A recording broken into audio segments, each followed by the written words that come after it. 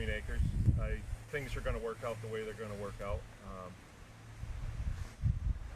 I guess, like the rest of you, I've been struggling with what's going on in our country and what's going on in our state especially. It hasn't really affected me that much, but I don't like this. You know, I asked before, how many of you are oath takers? I am an oath taker, and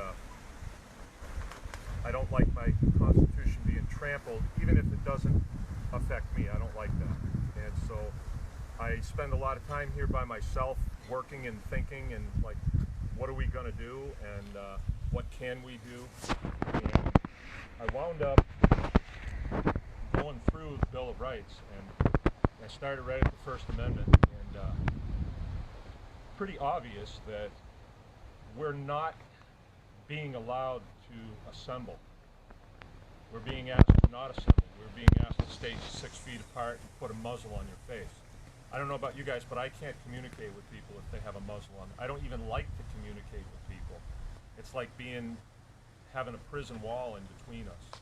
I don't like that. I like people, and I like to be able to look at them. And they don't hear well either from a military service, and I need to see someone's mouth. So I believe that some of the things that we need to do in order to restore our freedom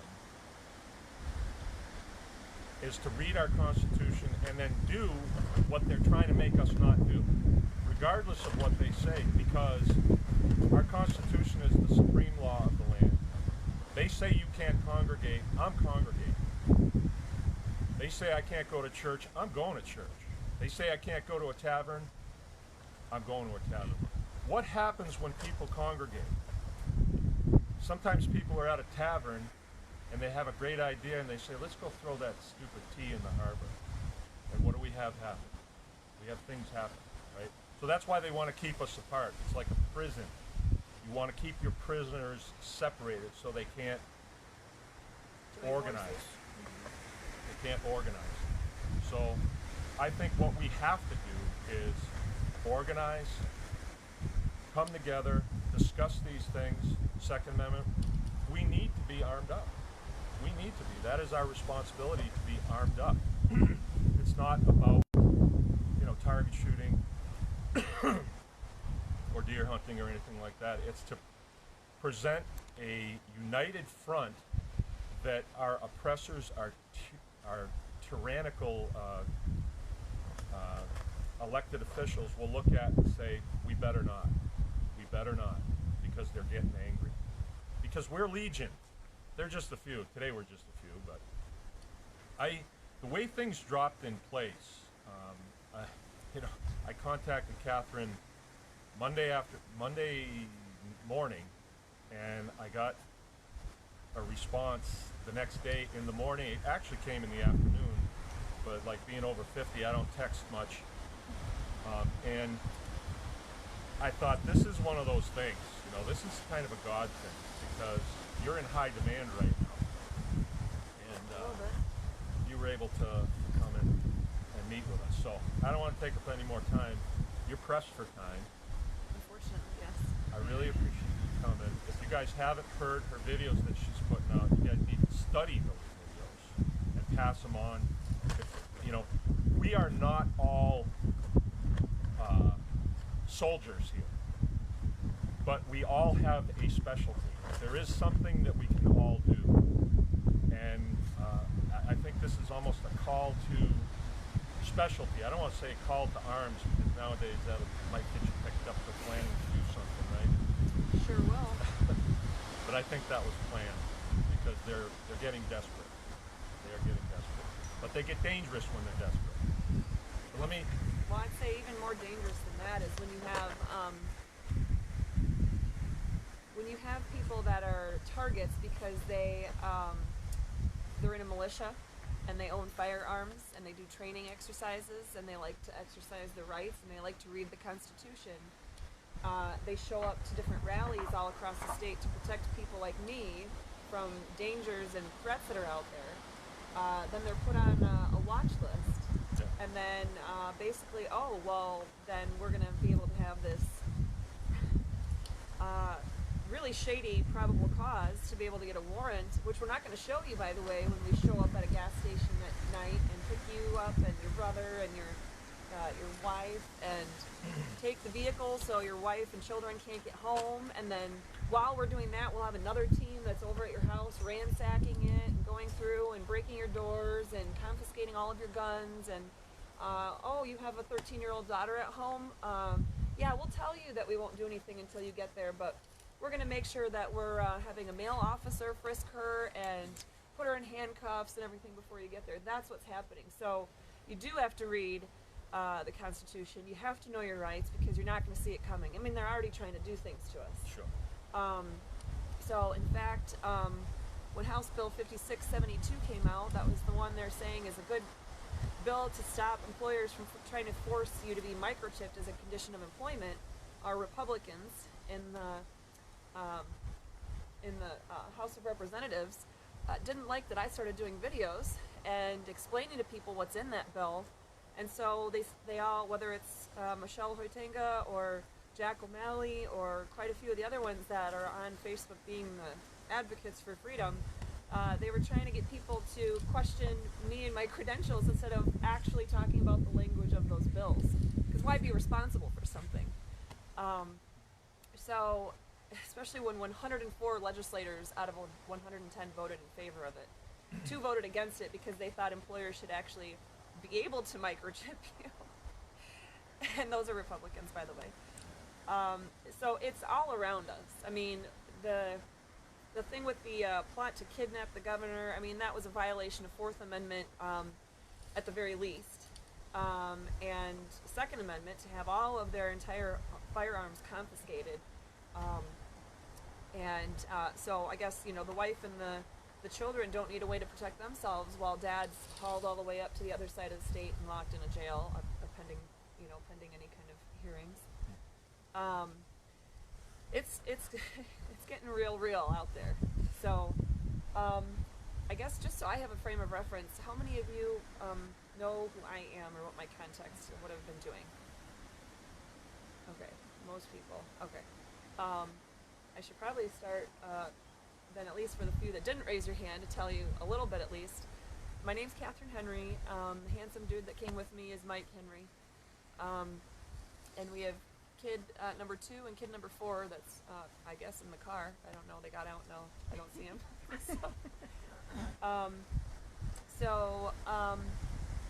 We have 4 kids. I was born in Michigan. He was born in Texas. So we're real Americans.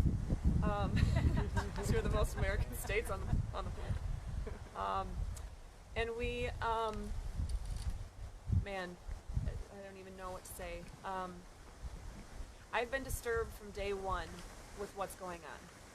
So I started trying to contact our legislators in the first week of April, saying you better not extend that state of emergency because it's unconstitutional and here's some real practical implications. They didn't listen to me. I built up momentum and people were feeling empowered to know that a constitutional attorney was also thinking the same things that they were. So luckily on April 30th at the first in-person rally that was held at the Capitol, I spoke that day, but then I also went inside the Capitol and was part of the storming of the Capitol that never happened. In fact, I was front and center. I was standing in between the angriest of the militiamen that were there and the state troopers that were violating our state constitution, Article 4, Section 20, by not letting us in. So, needless to say, it didn't get violent. There were no threats of physical violence. There were threats of, you're going to be removed from your job or your post because you're not doing what's right, things like that. Definitely, as I think there should be, right? We should all be accountable for our actions. But from there on out, there's been 3 main things, I guess you could say, that I've been trying to work on. One is I wrote the Constitutional Amendment Restore Freedom Initiative petition. Do you know about that? Yes. Okay. And actually, mind passing that around so people can take a look at it while we're talking. It's still going. We're still trying to collect the 425,000 signatures to get it on the 2022 ballot. We have to get the signatures within a 180-day time frame. We started on May 30th, so 180 days. If we wanted to keep the first few signatures, would be Thanksgiving Day, actually. So, what? It's just your volume. I don't have it in me to scream anymore. Sorry. I'm exhausted. I have not taken one day off since April 1st in all of this. Not one day. I'm calling legislators. I'm on radio shows, TV shows. I'm doing Facebook Live videos. I'm drafting briefs for the Supreme Court or the Court of Appeals, drafting the petition, or working on traveling all around the state. I've been all the way up to Laurium. Do you know where, anybody know where Laurium is? It is way up there, right?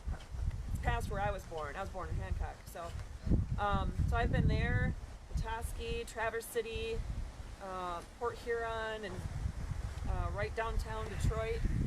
Grand Rapids today. I'm going to Walker right after this, and then I got to go to Fowlerville. It's exhausting, but there's a reason why I'm willing to work every single day and be exhausted and not have enough volume for apparently people to hear me on our. Are you on Facebook? Is that what you're doing? Is that what you're doing? Yeah. Okay. So, anyway, sorry, there's so much going on these days, it's hard to remember everything. So, at any rate, we're trying to get those signatures. Hey, at least the sun's coming out. That feels good, doesn't it? Yes. Can't go wrong now. We're trying to get those signatures. We need help from everyone. Every single person, even if you're someone who's never been political, you don't know a lot of people, you don't talk to a lot of people, we definitely need help. Basically, if you see another human without a mask on, you could ask them if they want to sign the petition, because they probably enjoy their freedom. So, and the petition, what it does, summary, is that's the thing I just passed around so people can see that.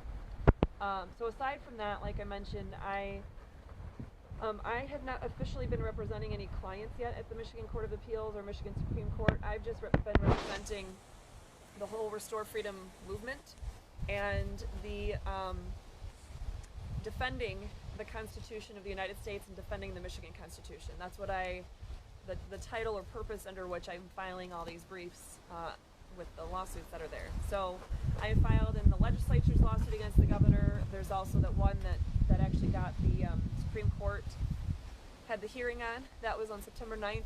That was three doctors' offices and one patient that sued the governor, the attorney general, and the Michigan director of the Department of Health and Human Services.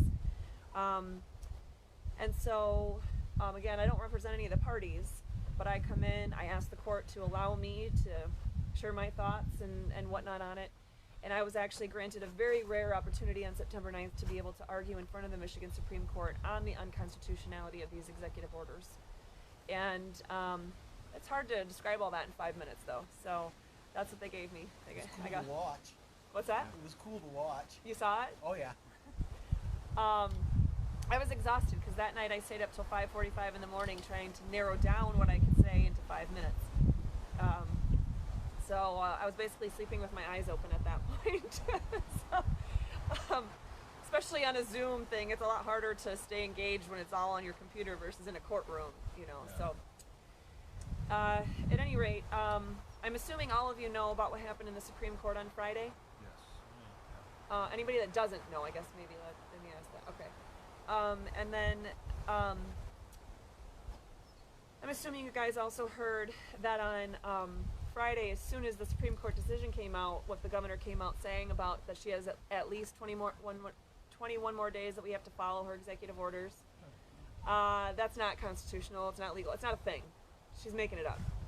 Very clearly, right from the first word go, when that opinion was date stamped and published essentially by the clerk of the Supreme Court, it was enforceable right then and there. Because what sense would it make if we have something declared unconstitutional for us to follow it when you look at Marbury versus Madison back in the 1800s, and they easily said in that court that if you have a law or government action that's violating the Constitution, it's void on its face. It doesn't do anything. So why would you have to continue following something that's void and has been void from the beginning? You don't. So I think she realized the error of her ways on over the weekend, and so on Monday, that's when she came out with the 1-2 punch on us. Yeah. So she issued, through the director of the Department of Health and Human Services, her subordinate, she issued new orders. She actually issued one on Monday, 2 or 3 on Tuesday. I just found out there were another couple of them or so yesterday. And then she also filed, and those are of course not under the Emergency Management Act of 1976 or the Emergency Powers of Governor Act of 1945, the one that was fully declared unconstitutional. Those new orders are based on the Public Health Code, which is something I've been trying to warn people about since April, that it's been a problem. And everybody's like, oh no, we're just going to be part of this Stand Up Michigan thing, and we're going to repeal 1945, and everything's going to be better, and we're going to wake up, it's like Christmas morning, there's not going to be any executive orders. And I've been telling people from the get-go, that's not how it's going to happen. And lo and behold, our court officially struck down that 1945 law, and guess what? She's still trying to do things under other laws. So I would love to have been wrong about that, let me tell you. I mean, it doesn't happen very often in our house, right, honey? That I'm wrong? But I would have loved to have been wrong about that. But nope, unfortunately I saw it coming. That's why those things are in that constitutional amendment petition. Anyway, so she has the new orders from Department of Health and Human Services, and then they do in large part what the other orders were doing. In fact, she's done press conferences saying that. And then we have a motion that the governor then filed on Monday with the Supreme Court saying, well, so I think you should give me 28 days after the ruling came out, so on the 30th of October. And I'm just going to say I'm disgusted, because there's no sound basis in law to be able to even argue for such a thing, and yet that's what they're doing. So I finally finished my response to that on yesterday, Friday, and filed it with the Supreme Court. So essentially what it boils down to is we have elected representatives, or even the appointed guy, right? Robert Gordon, the director of the Department of Health and Human Services. He's not elected, he's appointed. All government officials or government employees in the state of Michigan have to take an oath of office. Our U.S. Constitution, Article 6, says that if you're in any of the 3 branches of government, you have to take an oath to uphold the U.S. Constitution. Our state constitution, Article 11, Section 1, says that if you are essentially a state elected official or appointed official, you have to take an oath to uphold the U.S. and Michigan constitutions, and no other oath. Not an oath to uphold the laws or the charter of any particular state or city or anything like that, because oftentimes we have laws that are passed that are not constitutional. So why put you in that bind? Your oath is to the Constitution. Then we have something in our laws, MCL 15.151, which says if you even work for, if you are even employed by, man, I did not see that there'd be sun out, you know. Yeah. I left all of it. We have 40 pairs of sunglasses, and they're all over there, because I was like, it's so cold, the sun's not coming out. But 15.151 says that if you're employed at all, you could be at a school and just be a crossing guard. You could be the lunch lady. You could be the principal. You could be on a school board. If you have a job in government, then you have to take the same oath of office in order to hold that employment. So, at any rate, whether it's the director of the Department of Health and Human Services or anybody else, you know, like Oakland County, for example, I think was the first county that came out with their flashy new order to stop everybody in Oakland County from exercising their freedoms. All of those officials are neglecting their oath. They're violating their oath when they violate our Constitution. And we need to band together to tell them.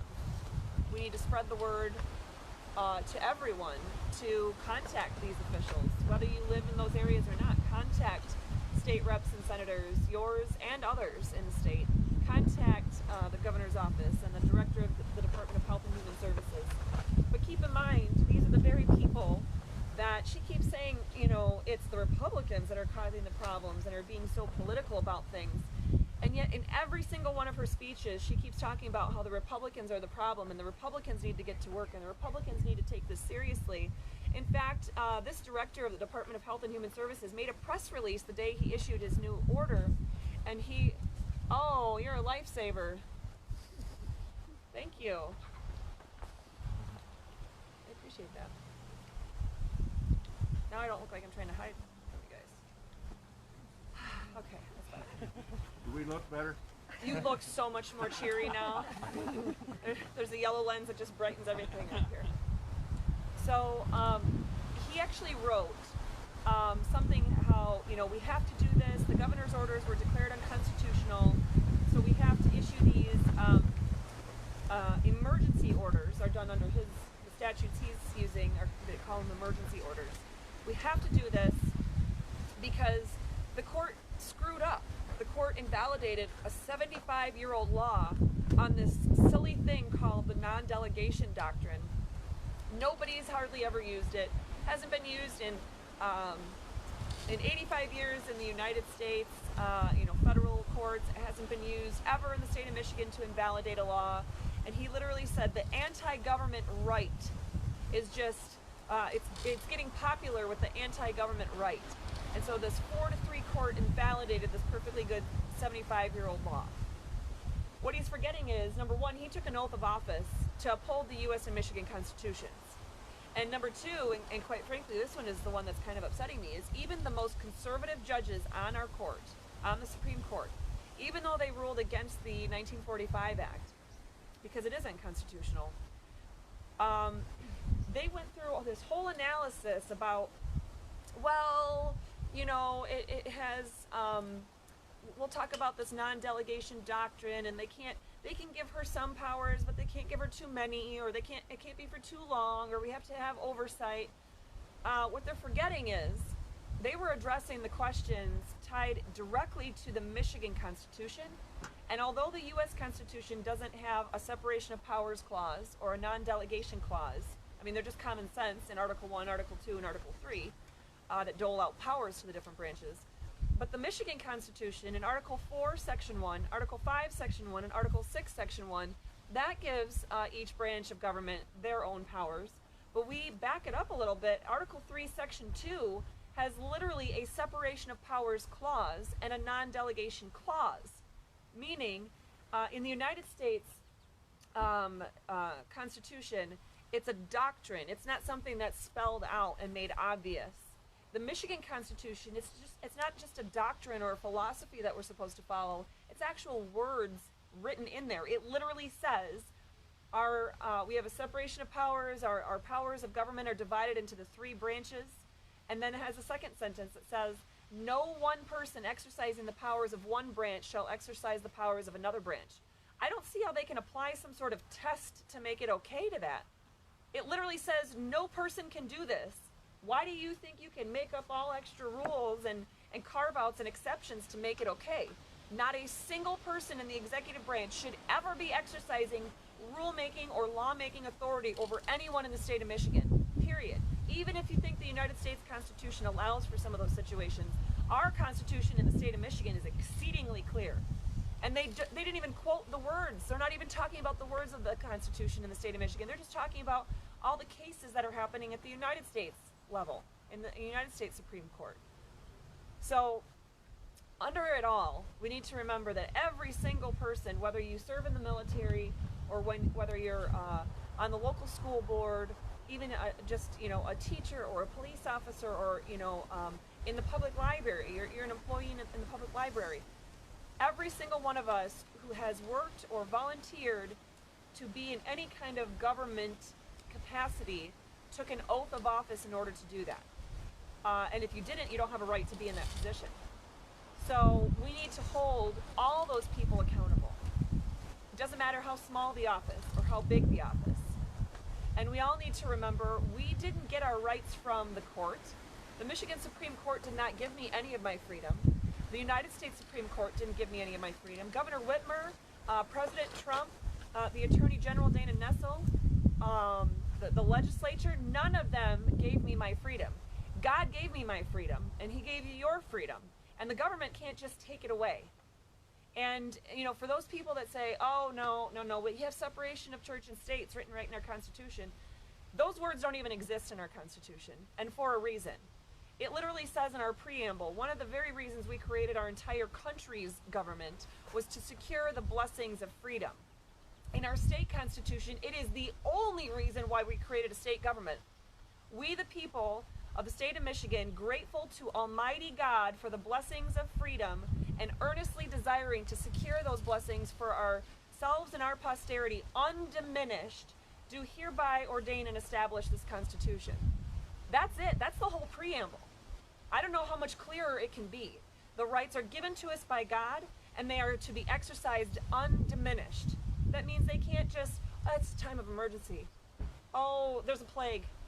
There's a pandemic. There's war. There's something going on. You can't exercise your right. You better not meet with people. You better not try to talk to your elected representatives. You better not try to go to church, because now, here's one of those exceptions when things are scary and you need the government to take care of you because you don't have your own parents.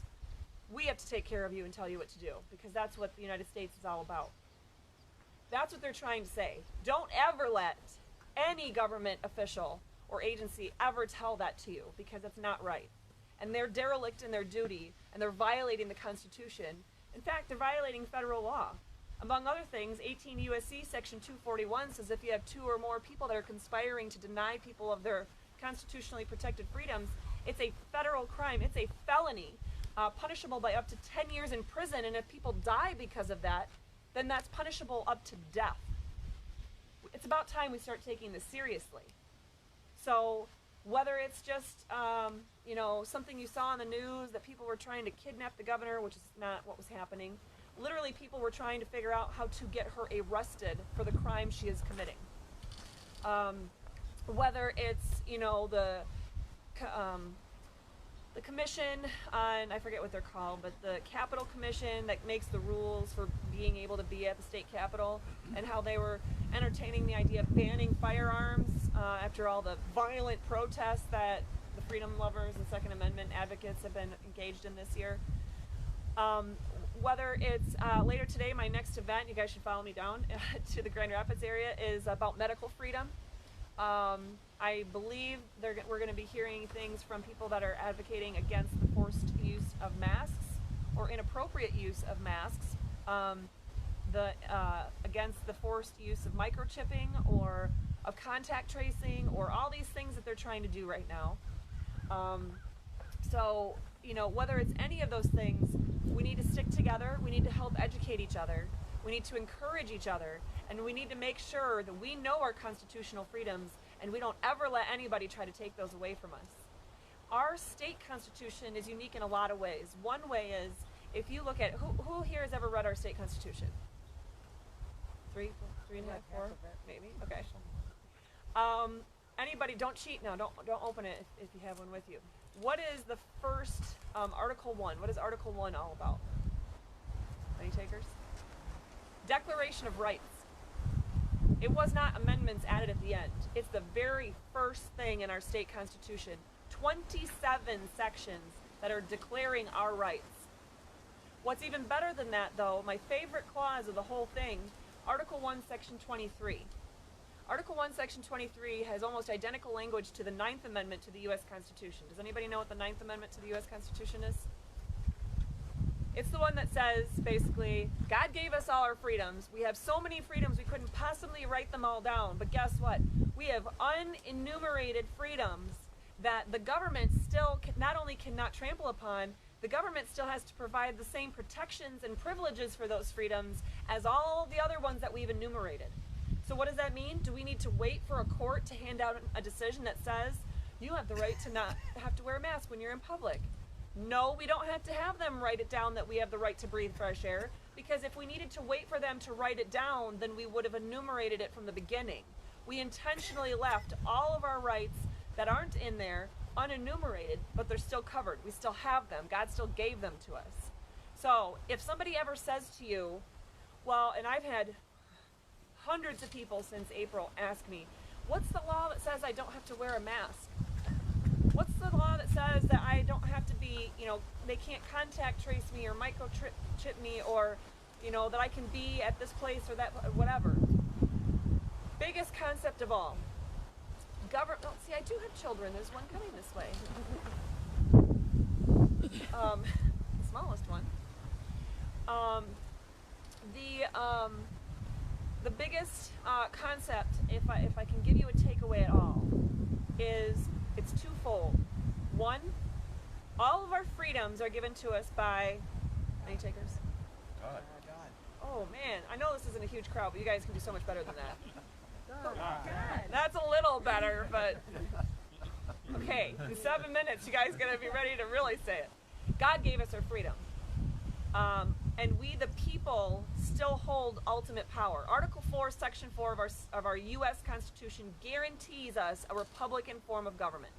That means we, the people, retain power, and we simply loan out certain amounts of that power to elected officials to represent us. So we retain that power. We don't get our permissions from the government to act. We don't need to prove the existence of a freedom in order to exercise it. The burden of proof is not on us. However, on the flip side, the government does not exist but for us creating that compact with each other to come together as a collective society and have rules in place. Literally, the Constitution, whether it's the U.S. Constitution or the state Constitution, the whole purpose is to secure our blessings of liberty. So to the extent that the government... Hi, child. What do you need? The chickens are here? You're looking at them? Is that what you said? No, the chickens are getting out of the cage. Oh, okay.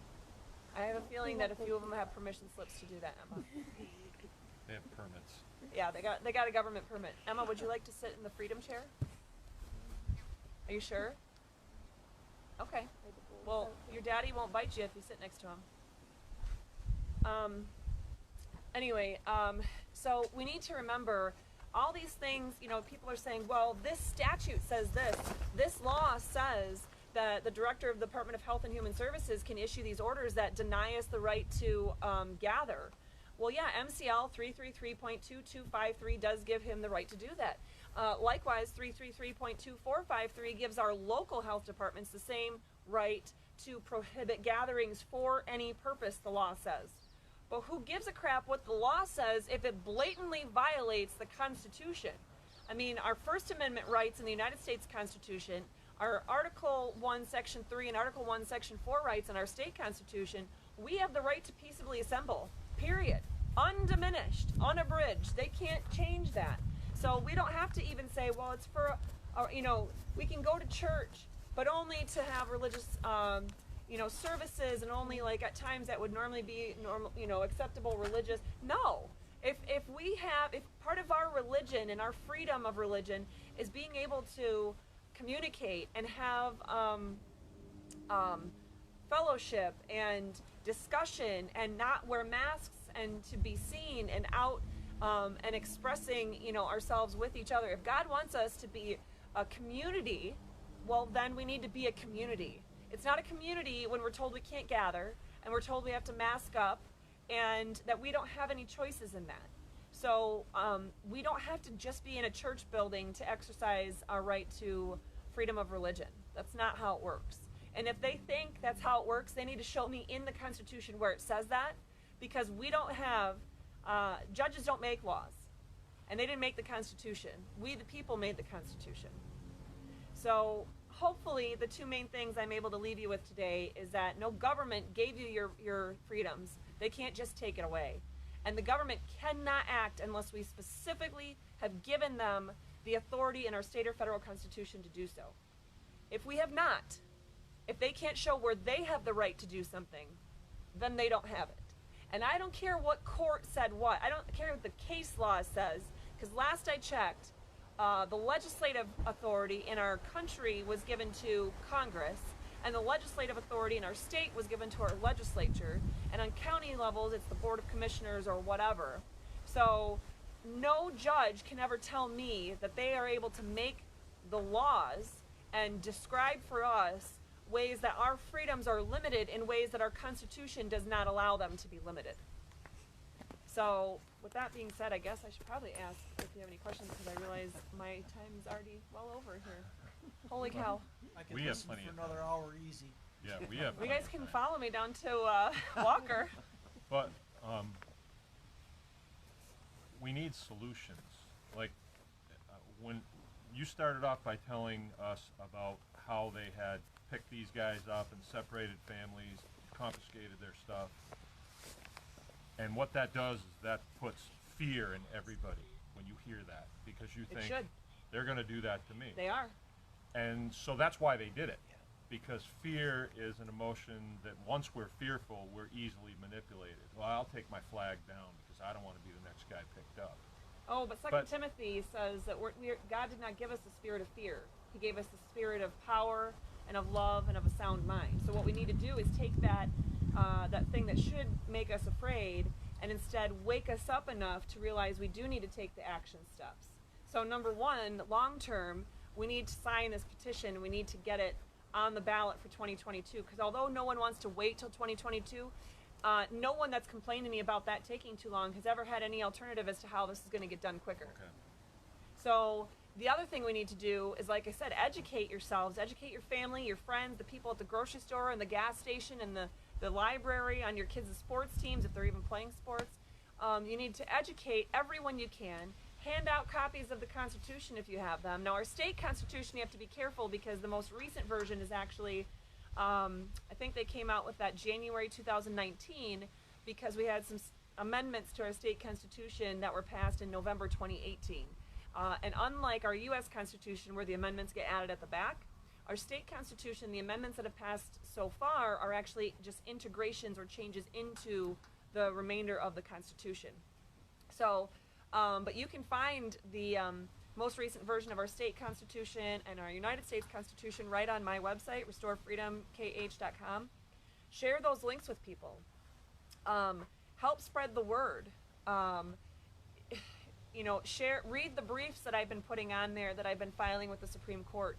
Read all the ridiculousness that all these other attorneys that have been arguing for why, we should extend these executive orders and things like that. I put those, the most recent set of briefs, on our website as well. Make sure you study the whole Constitution, our state Constitution, federal Constitution. Make sure you really study those. But if you need somewhere to start for now, know Article 1 of our state Constitution front and back. Before next week, make sure that you can come up with all of those on the top of your head. That means you guys especially. Are you teenagers? Are you a teenager?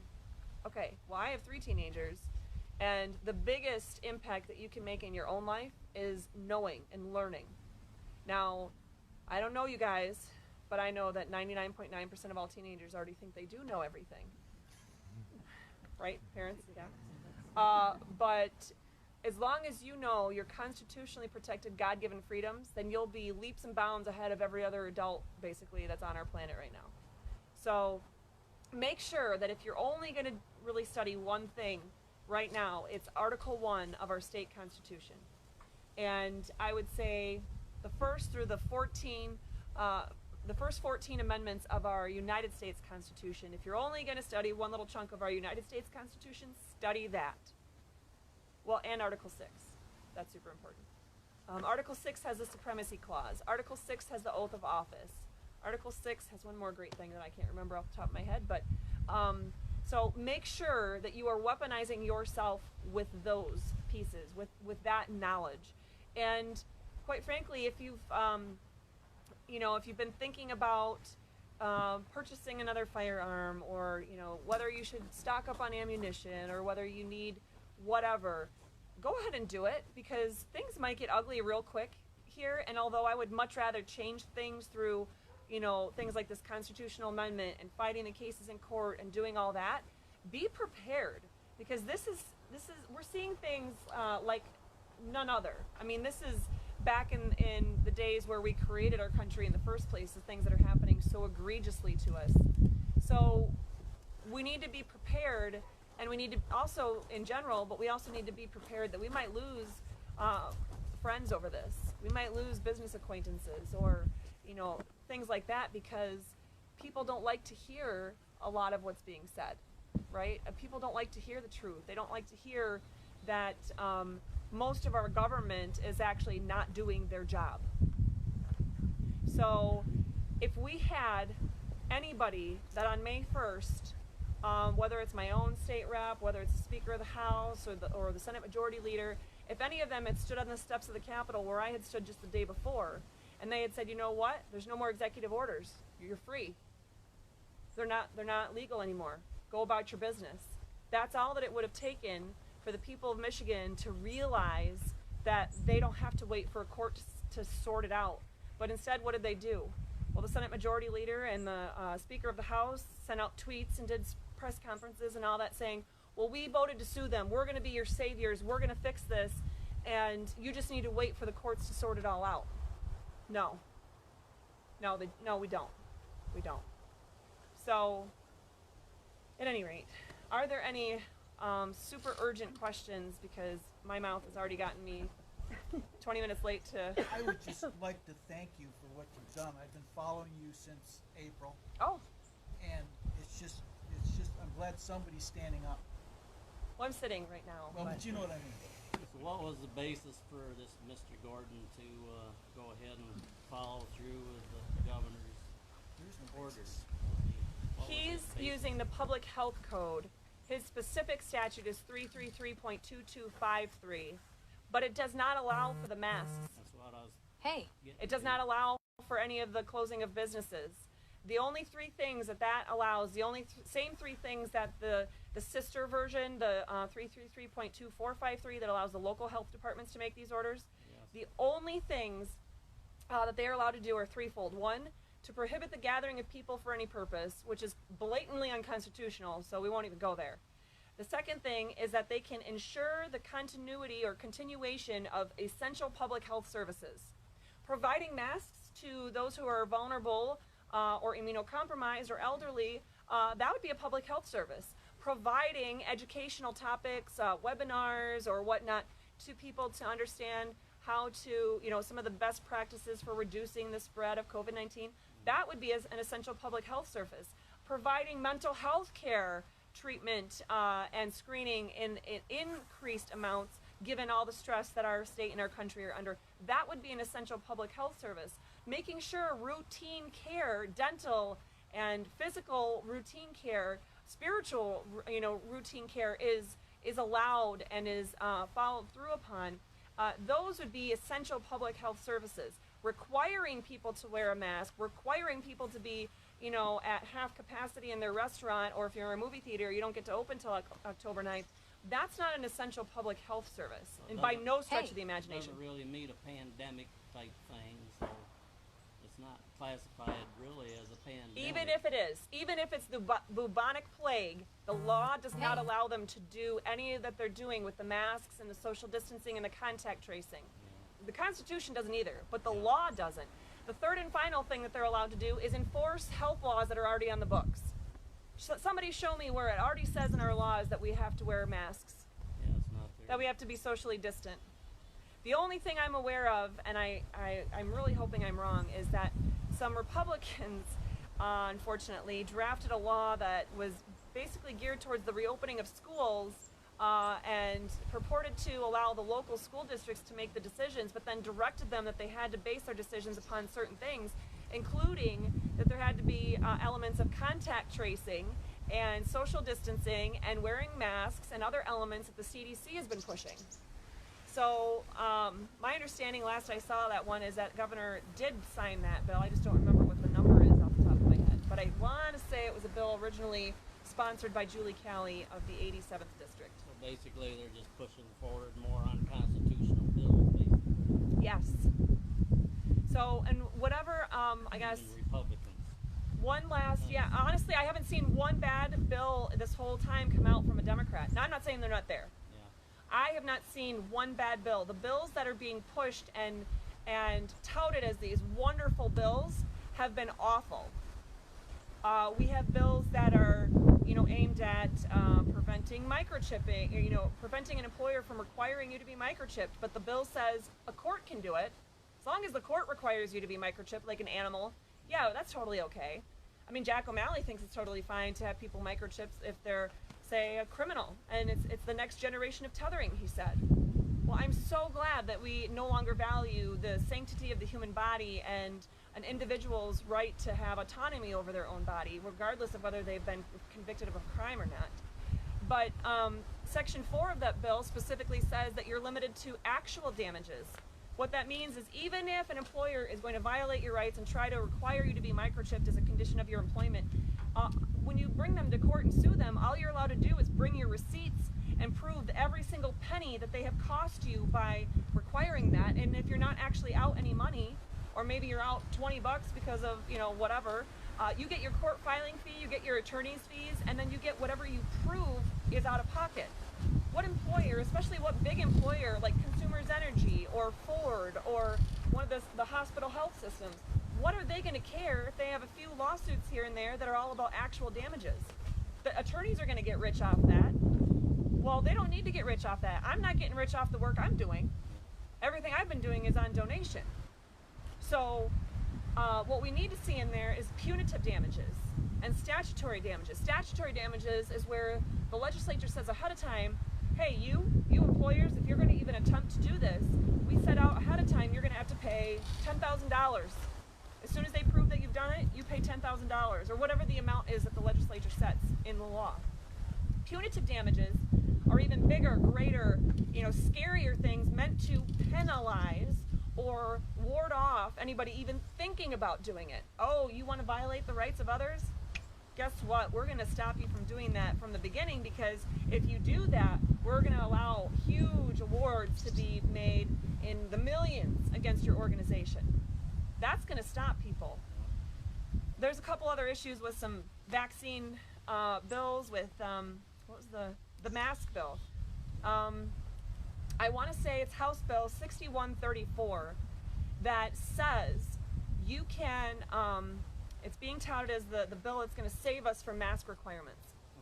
The way it's currently worded, though, is that these mask requirements, as long as a community, I want to say it might even cover private organizations, but definitely the local governments and whatnot, as long as they get their mask requirement, their ordinance or whatever in, by the time the law is put into effect, they're good. It's totally fine for them to require masks.